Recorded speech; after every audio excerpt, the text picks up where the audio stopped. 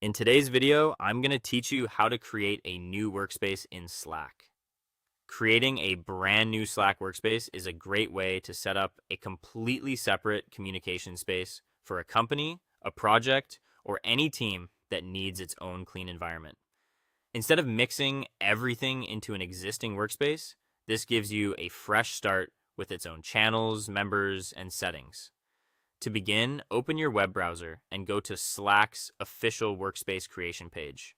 You can also do this from inside the Slack desktop app if you're already signed in. On the far left side, look for the column that shows your current workspaces. Scroll to the bottom of that sidebar, click the plus icon for adding a workspace, and then choose the option to create a new workspace. This opens the setup wizard where Slack walks you through the process. Next, Slack will ask you to verify your account. You can enter your email address or choose to continue with Google or Apple if that's more convenient.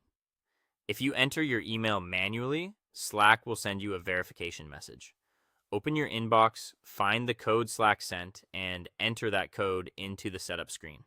This step helps confirm your identity before the workspace is created.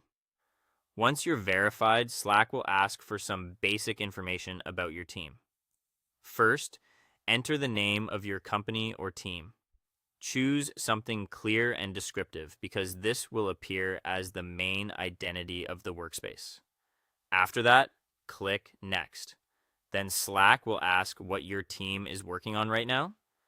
Type in a simple project name or topic. This matters because Slack uses that answer to automatically create your first custom channel, which saves time during setup. After that, you'll see a screen asking who else is on the team. If you want to invite people right away, enter their work email addresses in the fields provided.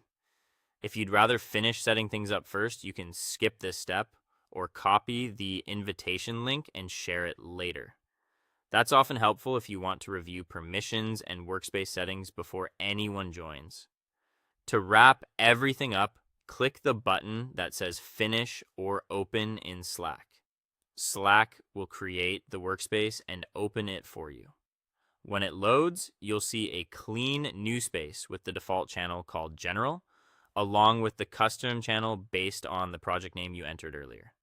As a final check, click into the message box, type a short test message, and press enter to send it.